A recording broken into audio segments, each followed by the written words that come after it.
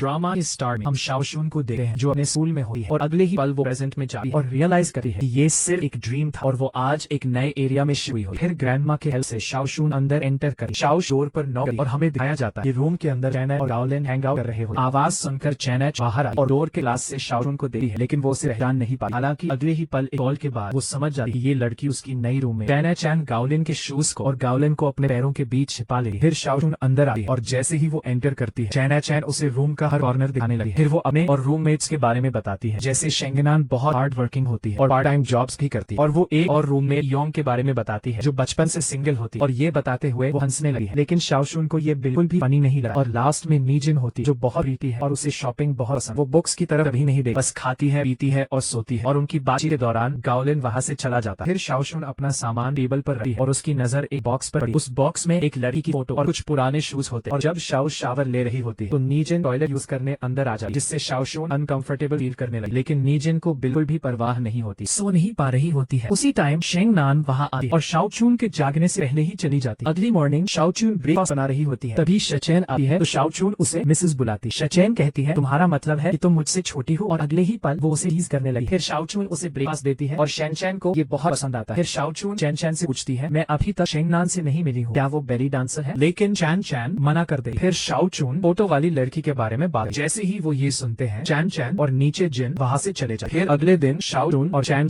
दोनों स्कूल जाती। चैन अपने फ्रेंड्स के साथ जॉय हो जाती, लेकिन शाओचुन अकेली क्लास में जाती है और बैठ कुछ लड़कियां फैशन सेंस के बारे में बात कर रही होती है और उनकी नजर शाओचुन पर पड़ी है। उसके लुक्स को देखकर सभी लड़कियां डिस्कस्टेड फेसेस बनाने लगी। फिर यांग आ रहा है और सभी लड़कियां उसके पास जाती और उसके कान में कुछ विस्पर करी। ये सुनकर वो सीधा शाओचुन के पास आता है और उसे कॉम्प्लीमेंट करने लगा है और उसका वेट भी मांगा है, लेकिन शाओचुन उससे दूर हट रही है। उसी पल चिंग आता है और शाओचुन उसे ही देख रही है। नेक्स्ट सीन में शाओचुन टीवी देख रही होती है, उसे नीचे फ्रूट सेलर की आवाज सुनाई दे रही है और वो फ्रूट खरीदने जाती है। जैसे ही वो वापस आती है शेंगनान उसे डांटने लगी है क्योंकि उसने टीवी ऑफ नहीं किया और डाइनिंग टेबल गंदा छोड़ दिया। शाओचुन उसे फ्रूट देने वाली होती है, लेकिन शेंगनान चली जाती है। चैन मूड में नहीं होती है, इसलिए वो शाओचुन के जैम का आधा जार खत्म कर दे रही है। शाओचुन समझ नहीं पाती है कि जैम इतनी जल्दी कैसे खत्म हो गया। फिर वो देखी है डोर पर लिखा होता है कि जो भी लास्ट आएगा वो घर के सारे काम करेगा। फिर शाओचुन जल्दी से रूम क्लीन करने लगी, लेकिन उसके जाने के बाद नीच जिन नशे में होने के कारण उसके शूज पर पैर रख देती है। अगले दिन चैन शाओचुन का जैम आती है और उसे 50% कम कर देती है। और जब शाओचुन ये नोटिस करती है तो उसे बहुत गुस्सा आने लगा। फिर लास्ट में यांग पेन नहीं लाया होता, इसलिए वो शाओचुन से पेन मांगता है और जैसे ही क्लास में हुई है वो उसका पेन लेकर लड़कियों के साथ चला जाता। शाओचुन उससे पेन नहीं मांग पाती। घर पर शाओचुन अपसेट रही होती है और वो तब और ज्यादा डिस्टर्ब हो जाती है जब वो नीजिन और चैन को तो और बिल्लियों की तरह लड़ते हुए देखी। फिर चैन अपने बॉयफ्रेंड गाओलिन को बता रही होती है नीजिन ने मुझे मारा, और दूसरी तरफ नीजिन अपने फ्रेंड माके को बता रही होती है चैन ने मुझे मारा। नेक्स्ट सीन में शाओचुन वही पेन एक दूसरी लड़की के हाथ में देखी है जो उसने यांग को दिया। जब वो उस लड़की से पूछती है तो वो कहती है मुझे ये पेन जमीन पर पड़ा हुआ मिला। फिर क्लास खत्म होने के बाद शाओचुन सबके सामने एक रियल पर्सन की तरह यांग से अपना पेन मांगती है, लेकिन यांग के पास कोई आंसर नहीं होता है और शाओचुन बहुत खुश होती है कि उसने कुछ बोला। जब वो घर आती है तो वो चैन और नीजिन को एक दूसरे से चिपके हुए देखती है जो एक दिन पहले तो और बिल्लियों की तरह लड़ रहे और शाओचुन का जैम भी खत्म हो गया होता। सबके सामने बोलने की कोशिश में वो सबको गुस्सा दिला दे रही है और वे सभी अपने अपने रूम्स में चले जाते हैं। उसे पास्ट याद आता है जहाँ एक लड़की चलते हुए डैडी को कुचल रही होती है और हम ये भी देख रहे हैं कि शाओचुन अपने हाई स्कूल के दिनों में बहुत डरी हुई थी और कोई भी उससे दोस्ती नहीं करा। उसके बाद प्रेजेंट में हम शाओचुन को क्लास में देख जहाँ एक लड़का आता है और सबको पार्टी इन्विटेशंस देने लगा, लेकिन ये देखकर शाओचुन वहाँ से जाने लगी है और यांग बस उसे देखा रहता है। शाओचुन लाइब्रेरी जा रही हो, लेकिन चैन उसे कुछ सामान पकाती है और शाओचुन उसका वेट करती रहती है, लेकिन चैन अपने बॉयफ्रेंड गाओलिन को बता रही होती है फ्रेंड के साथ बिजी हो। फिर शाओचुन को लाइब्रेरी वर्कर से डांट भी पड़ी। बारिश में भीगने के बाद वो घर आती है।